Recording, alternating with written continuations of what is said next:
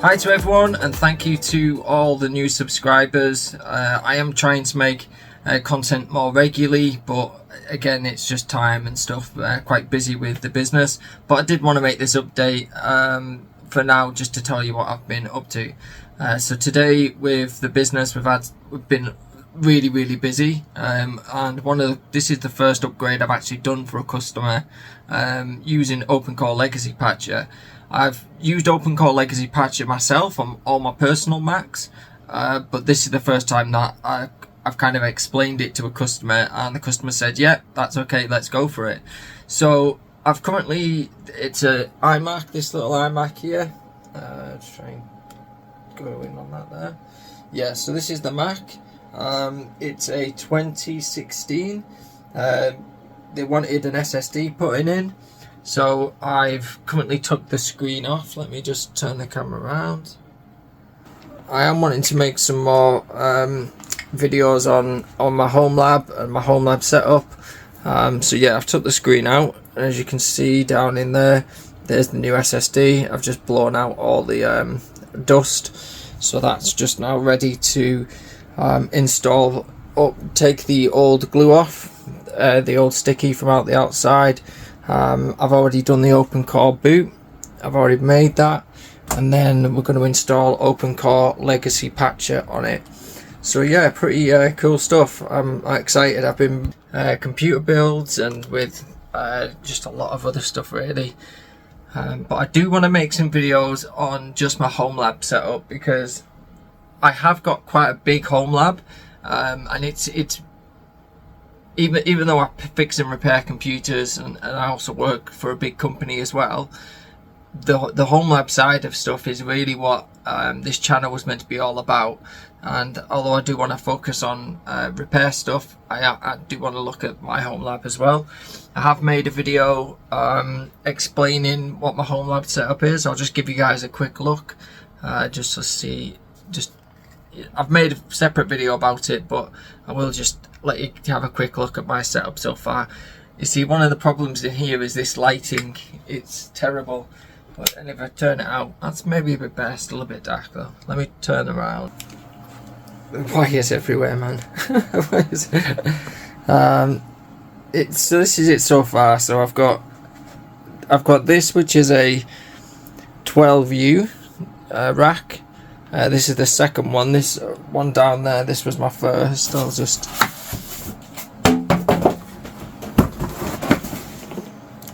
This was my first rack, and it's the same rack that I saw on Wolfgang's channel.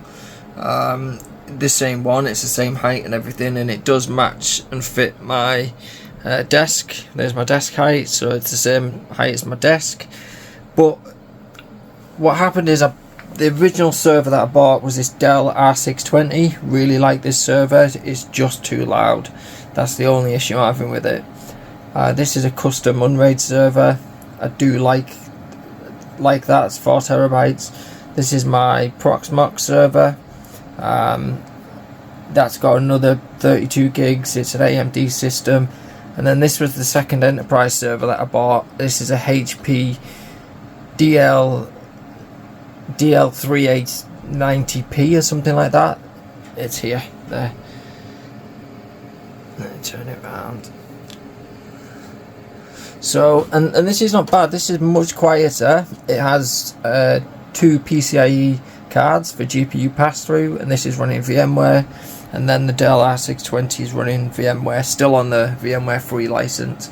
I've got a little server over here, which I've just got an upgraded CPU for. This is the Dell R210. And then up in my cabinet, I've got lots of wires, I know. So I do quite a lot with single board computers as well. I do like running services from single board computers. So this is running proxmox, but I'm having issues with this. This is the Minis MS1, the new one. I'm having so many issues with it, with proxmox, similar to my other system over there. I'll show you in a minute. This is a pfSense router. It's 2 gigabit to 10 gigabit. Not currently on at the minute because I'm contemplating going over to OpenWRT, This is PF-Sense, and I'm just waiting for a part so that I can run a 10 gigabit NIC in it. These are all just gigabit, but I do like this, it is nice. That's got a Core i5 and 16 gig of RAM. My patch panel, this is 100 megabit. I do have the gigabit version, but the gigabit version is just too loud. Going up, this is what I'm currently running, which is the TP-Link Armada. Do like it, do like the I don't run the Armada software for it because I don't like the Armada software. I'm just running its native inbuilt software, which is quite nice. And then this is a 2.5 gigabit switch with 10 gig. And then this is just a little Orange Pi that runs some Docker containers. And then underneath here, this one's hidden. This is a Zima board running Home Assistant. Now, originally I was using these, which is the fiber cables and the fiber modules, but the cost of them is so much. And then when I started using 10 gigabit DAC cables, the cost is so much cheaper for these. These are maybe £8 each compared to £25, and there's no real speed difference. So I've just switched and started to go over to DAC for shorter runs, and maybe for longer runs to use fiber. But yeah, that's just for anyone contemplating. I think DAC is definitely a way to go, direct to attached copper. This is running VMware, and this is running VMware, and then this Draytech is not connected, and then this is another one that isn't connected but was going to run my internet until I switched to the Armada. I was using it for a little bit. And then this is the Jetstream.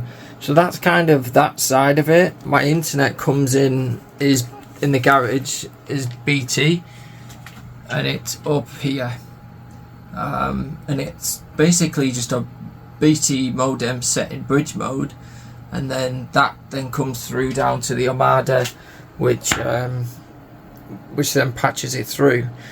I've got one server just over there, which is a unraid server, and then if I go over here, down here, this is the rest of my network setup, which is a Chewy RZ box running proxmox, another HP because they're just so good on power. I do really like these. These are the Fujitsu TX120S3s. Brilliant 4th gen servers, have hot swappable bays. I paid £30 for one of these, and that's why I snapped it up. And then the top one I paid 50, and they've gone all the way up now to 160. So, you know, sometimes if you see something and you just think that's going to be brilliant, you know, it's worth getting. And then the old Dell Optiplex, which is running VMware, and again the TerraMaster running Synology NAS software, or Exponology. And then this is a Odroid H2 Plus, and that runs Proxmox. So that's my full.